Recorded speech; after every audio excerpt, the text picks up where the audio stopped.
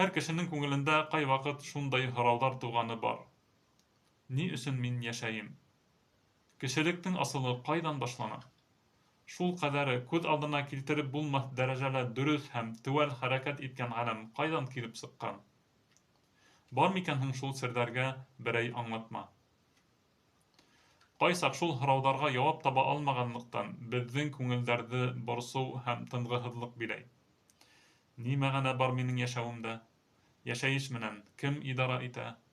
Беҙ ошо донъяла төрлө хәжәттәребеҙҙе ҡәнәғәтләндереү һәм уйын-көлкө өсөн генә йәшәйбеҙме? Әллә беҙҙең йәшәү маҡсаты тик байлыҡ туплау һәм үҙеңә карьера төҙөүме? Борондан кешеләр һис туҡтауһыҙ йәшәйештең серҙәренә төшөнөү өсөн ошо донъяны, ғаләмде тикшерә, эҙләнә.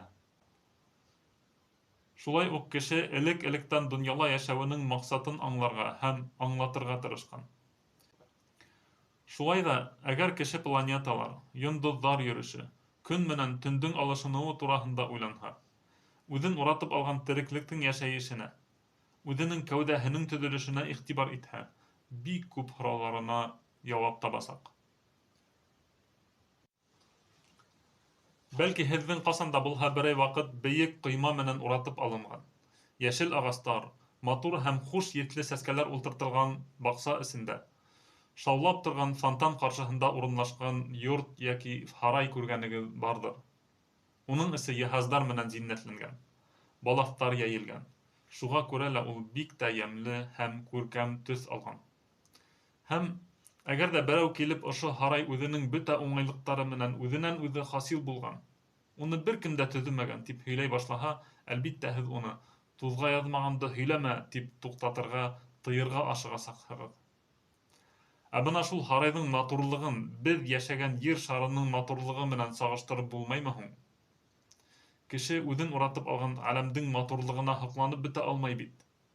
Ул тәбиғәттең ҡабатланмаҫ гүзәллегенә, күккә, тауҙарға, йылғаларға, үҫемлектәргә, хайуандарға, балыҡтарға, бөжәктәргә ҡарап хайран ҡала. Һис туҡтауһыҙ ысынбарлыҡтың бер-береһе менән тығыҙ бәйләнгән закондарына төшөнә. Әгәр ошоно таныйбыҙ икән, беҙ йәшәгән ер шары, планеталар, йондоҙҙар, ғөмүмән, һоҡландырғыс ғаләм киңлеге үҙенән-үҙе килеп сыҡҡан тип әйтә алабыҙмы һуң? Кешеләрҙең бөтөнөһө шул эштәрҙе башҡарыусы Аллаһ барлығына ышана. Һәм был фитри иман тип атала.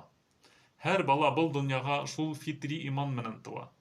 Тик ул үҙе үҫкән йәмғиәттең кире йоғонтоһо арҡаһында Аллаһ һалған сәләмәт фитрәһенән алыҫлашып, йә шул йәмғиәт тотҡан дингә эйәрә, йә Раббыны бөтөнләй инҡар итә. Шулай ҙа аҡылға ятышлы бер нисә ҡағиҙәне ҡулланып, Аллаһтың барлығын иҫбат итергә була. Берәй эш ҡылынды икән, тимәк уны үтәүсе бар. Ҡулыбыҙға сәғәт алайыҡ.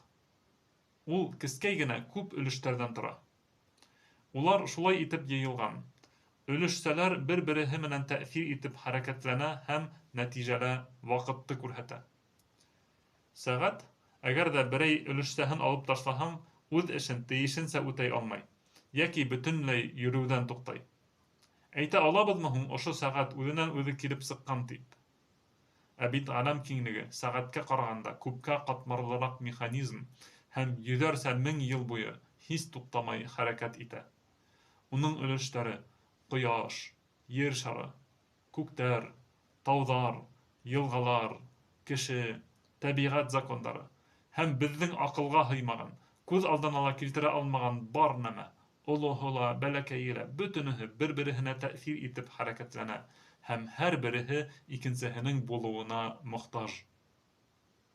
Кешенең үпкәһенә ҡараһаҡ та, ни хәтлем мохтажбыҙ беҙ был ағзаға. Әгәр ҙә һауала кислород булмаһа, был ағза беҙҙең өсөн нигә хәжәт?